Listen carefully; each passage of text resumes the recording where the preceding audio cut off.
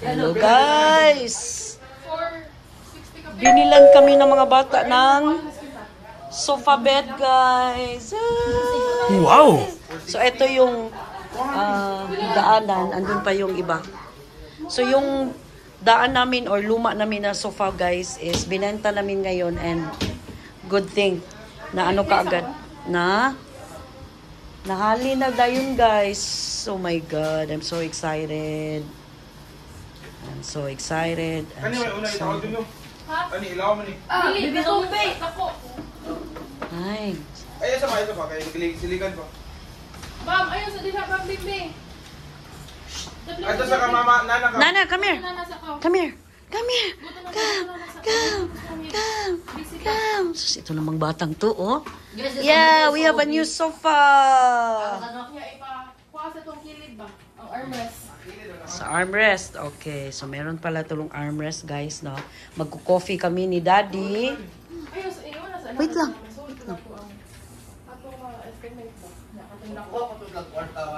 Oh, diha ra sa iskina Dumlog.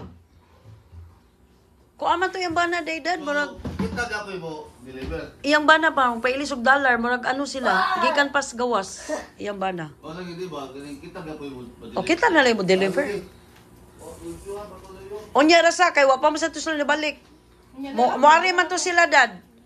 Moari sila gikan nila dito parang bayad man dungan ta dito.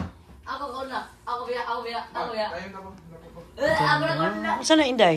Ang armrest. Ah. Detachable raman siya. So hapinan lang gid siya day kung matug. Oh. Why problema? Pabaro kami na. Hala bugat na.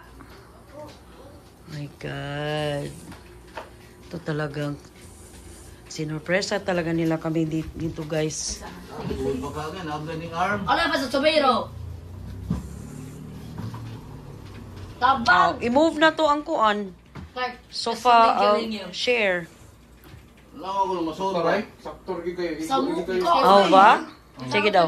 Itaod ang arm. Wa na ikuan. Pabaruga sa ni. Kuasa ni ba? Sa liganan. Dili pao na lang ni.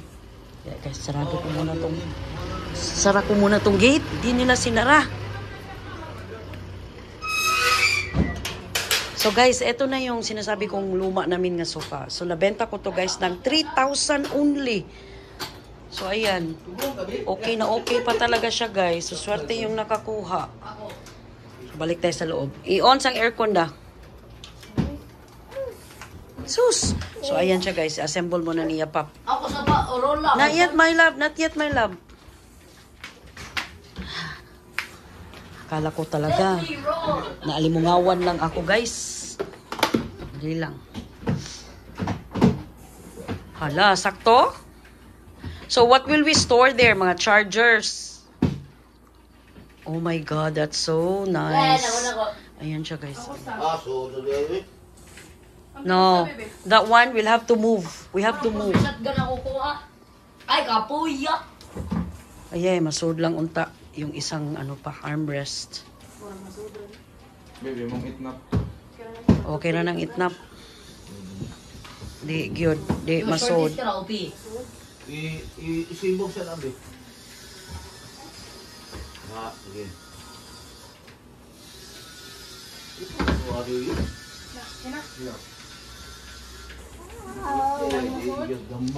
We have to remove. Kana siya dad, ari na lang siya dire. Tapad na silang duha. Or baylo, ibaylo ang kanya siya may anak diha. Joker dayo. Di ba? Unsa man lang? So ayan na siya guys. This is now the sofa bed na binili ng mga anak ko. Ayan. So meron siya ditong, siya titawag ni Inday? Cup. Cup holder. Para kung mag-nood-nood kayo ng movie. Ayan. Meron kayong mga drinks. Malalagay nyo dyan. Lalo na kami ni Daddy. Mahilig si Daddy sa coffee. Tuwing nanonood kami. O, diba? Although, kinailangan naming i-move yung isang ano namin, shoe rack. So, pinalitan naman namin ng mas maliit. Ayan. Okay, I'm so happy. Alright. So, ngayon guys, yun na, kinuha na yung ano namin, yung old sofa. And nagbayad na sila. And ito yung ipang bibili namin ni Daddy nga ng brake pads. Kasi Each set ng brake pads cost 750. So, dalawa man yung ano namin, gulong. So, 1.5 plus 500 na Maksar mo. ano ba yun? Labor. So, tamang-tama na yan. Hello guys! Welcome back to my vlog guys. Panibagong vlog ko to guys kasi kanina nag-vlog ako nung binilhan kami ni Kuya guys ng bagong sofa. Ay, sus, nag-vlog talaga ako kanina guys. And then umalis kami after. Hinatid namin sina Kuya sa SMC side kasi magpapawak si Papay ng kilikili and magpapalinis din ng kuko. So kami naman ni Daddy, dumiretso kami dito sa ano ba to? Shop. Hindi yung shop na pinuntahan namin dati guys kasi hindi namin nagustuhan. Diba, if you remember, nagreklamo ako ng isa-isa sa mga vlogs ko na meron kami naririnig na tunog. Although nawala na naman siya ngayon guys, pero kailangan namin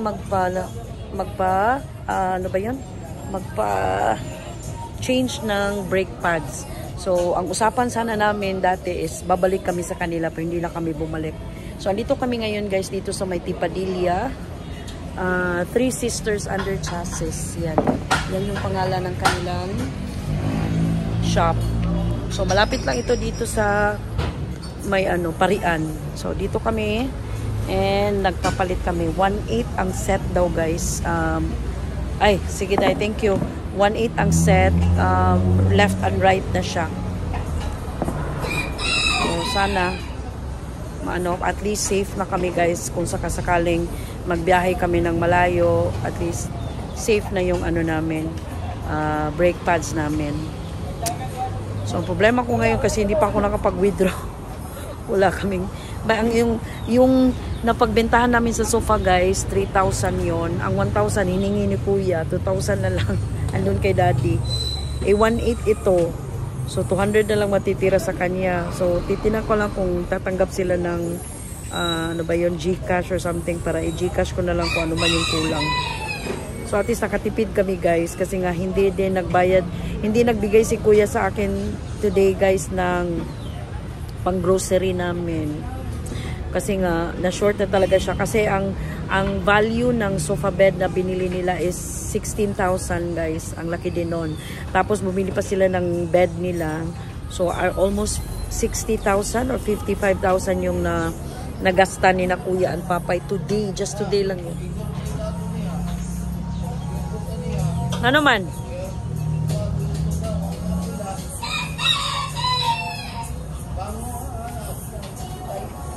Yan, maayo nila. So, ano ba yun guys? So, ngayon,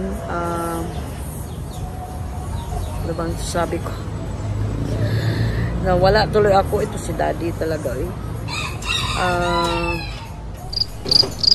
Nawala gid ako guys. So, yun, 16,000 din yun. So, kaya, umayag na lang ako na hindi ako bibigyan ni Kuya ng pera. Meron pa naman akong pera dito guys kasi nakasweldo ako kanina.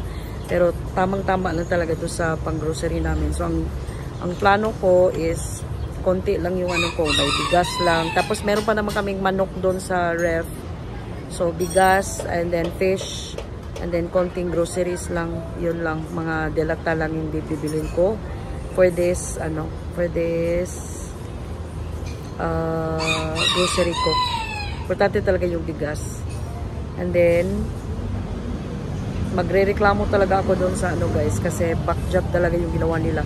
Pero magrereklamo ako dito sa nila, may-ari sa messenger. Kasi sabi ni Daddy, hindi daw nila ginawa ng mabuti yung trabaho nila. To think 4-5 yung nagasta namin doon.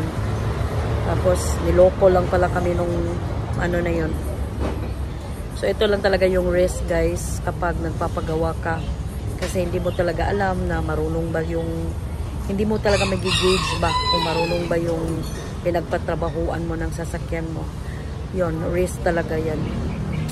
Pero at least mabuti na lang na napacheck namin today sa kanila. And so, gamit ko na pala guys again. Yan, dinala ko yung bag. Ginamit ko yung bag na bigay ni Papay. Ito muna yung mamalmalin ko guys. Sandali lang. So, ayan na si Jackie guys. Ayan, tinanggalan na siya ng gulong. para magkabit na yung brake pad niya. Ngayong Feb 15, since meron akong matatanggap na konting bonus, papagawa ko yung iba pang mga sira ni Jackie guys, para wala na talaga kaming maririnig na mga tunog-tunog sa ibaba, sa ilawom. So hopefully dahan-dahan lang guys, sa saan ba't matatapos din to. Parang uulan guys, tingnan nyo, oh, kulimlim ng langit. And then after namin dito guys, didiretso kami sa Pure Gold. Bibili ako ng bigas and some dilata, kasi ayokong bumili muna ng ano guys, cold cuts, kasi may brownout kami bukas, Sunday, whole day from 8 to 4. So good thing nakapag Airbnb kasi sila Papay ngayon, so doon kami magsistay muna bukas. And then kasi originally kinaate sana kami, pero naisipan namin, sinabi ni Kuya, doon na lang kayo sa Airbnb namin bukas para may kasama din sila ba. So magluluto-luto kami doon. Dad, ugma, magluto lang ta dito ila Kuya. So siguro yun lang yung bibili namin bukas na. So bibili kami ng karne. Ano ito dito karne kay Yes, Daddy. Ang man of the hour. Ang may-ari kay Jaggy. Ito ang may-ari kay Jaggy. Ikaw bang may-ari kay Jaggy? Bitaw. Hindi, oy. Ako din. Yan ang aming head of the family. Anong oras na ba? Unsa oras na, Dad? What time is it? Let me check. It's 5? 4:39. Hapitag Pure Gold, magpalitag bugas and dilata. Dili tampalit sa cold cuts kay mag brown out lagi ugma. And then by Feb 3, meron kaming lakad guys ni Daddy. Pupunta kami ng bukid doon sa Buy-Busay, kaya nga kinailangan talaga na matibay ang mga brakes namin para walang disgrasya, iwas disgrasya guys. So kaya talaga sinabi ko, pag sweldo ko ngayon, change ko talaga siya ng brake pads. It so happen na nakabenta kami nung sofa namin, kasi nga binigyan kami ng bagong sofa ni Kuya. O at least God has given us the money para hindi maiban yung ano, kasi nga hindi din nagbigay si Kuya this payday. So naintindihan ko rin naman guys, kasi ang laki talaga ng nagasta ni Kuya and Papay today. So anyway, konting ano lang, adjustment lang kami sa mga ano namin. Pero yung bigas, bibili talaga ako. And then by the way, yung presyo ng bigas guys, like Lion Ivory, kapresyo na siya guys ng Conchita. So yung Lion Ivory na lang bibilin ko, kasi na-notice ko sa Conchita guys, masyado siyang malagkit. Tapos kapag i-fried rice mo siya, hindi siya masarap. Hindi siya bungka guys ba, pilit kayo siya. So, Lion Ivory ang ibibilin ko today. Siguro mga 15 kilos ang bibilin ko para puno talaga yung aming lalagyan ng bigas. So, babalikan ko kayo kapag nakaalis na kami ni Daddy. So, tapos na kami dun sa shop guys, and we're on our way sa SMC Seaside lang siguro kami bibili ng bigas. Kasi nga tomorrow nga guys, brown out sa entire Deca 1, 2, 3. So, ang init-init. Oo, so lahat ng mga, buti na lang konti lang yung karne namin. Although meron kaming mga manok na nabili and baboy. So tomorrow, doon kami sa magtatambay sa ano nila Kuya. Sa Airbnb.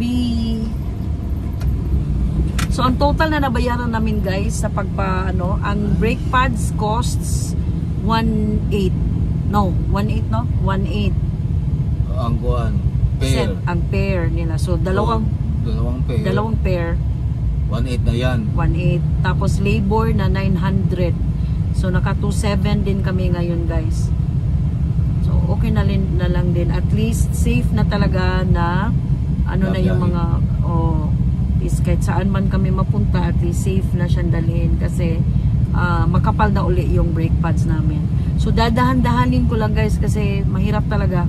Pag ibubulto mo, maubusan ka talaga ng budget kapag meron kang sasakyan kasi maghihingi at maghihingi talaga ang sasakyan guys, whether you like it or not.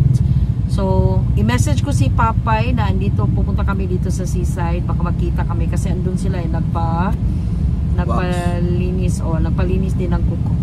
So, we're here na guys sa SM Seaside. Andito pa daw si na Papay. Naka-shirt lang pala ako guys and medyo nanonotice ko guys, tumataba na ako ulit. Ay! Nawala. Mountain wing ka? Mountain wing? Dito pa daw si na Papay, nagpapawax pa. So, bili lang kami ni Daddy ng konting delata guys kasi ibabudget ko talaga tong pera ko. Mag-ano pa pala ako, magta-transfer pa ako sa BPI. So, papasok na kami guys. Pila muna ako guys sa ATM para maibigay ko kay Daddy yung pang-grocery namin. And as I've said, konti lang yung bibili namin kasi nga magba-brown out bukas. And good thing guys, nag-message si Butchoy. May dala daw siyang bigas. So at least nakasave kami guys para pambigas, pambili ng bigas. Kasi sina Kuya magsistay sa bahay for 1 month. Mga Feb 28 sila lilipat sa bagong bahay nila guys, sa Linaw. So, pila lang muna ako guys. Ay, hindi, withdraw muna ako guys. Yalan dapat. Nai-cashier pero nagputos pa wa. Hawa na nung ka dito. Hapit na, oh. So we're done guys. Konti lang yung pinamili namin ni Daddy. Wala pang cold cuts yan. May karne pa naman doon.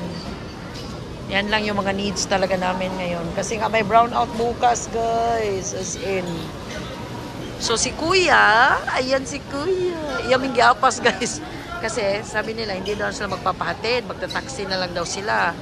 It turned out ang dami-daming pasahero. Ngayon, ihatid pa namin. Guys, dito na kami sa pumipila na ako para sa counter. Natagalan talaga yung Koreano, guys. Dalawa lang yung ano niya, tubig at isang parang Coke baron or something na in can. Kinahit pa talaga. Uy, hindi na lang yung kinash. Ay, naku. Kakainis. Ito pala yung bagong wallet ni Daddy na bigay ni Papay, guys. Levi's. Galing tong States. Pure leather talaga siya, guys. As in, I love it. Andun si Daddy, nakaupo. Sina Kuya at Papay, andun din sa kabila. Ayun na. So, ako lang nagpumila dito. After nito, guys, ihatid namin sila and then uwi na kami ni Daddy. So, I guess I'll end my vlog na lang for today, guys. I'll see you guys again on my next vlog. Ingat kayo parati, guys. Dahil ang mga kabit nga ay nasa tabi-tabi lang.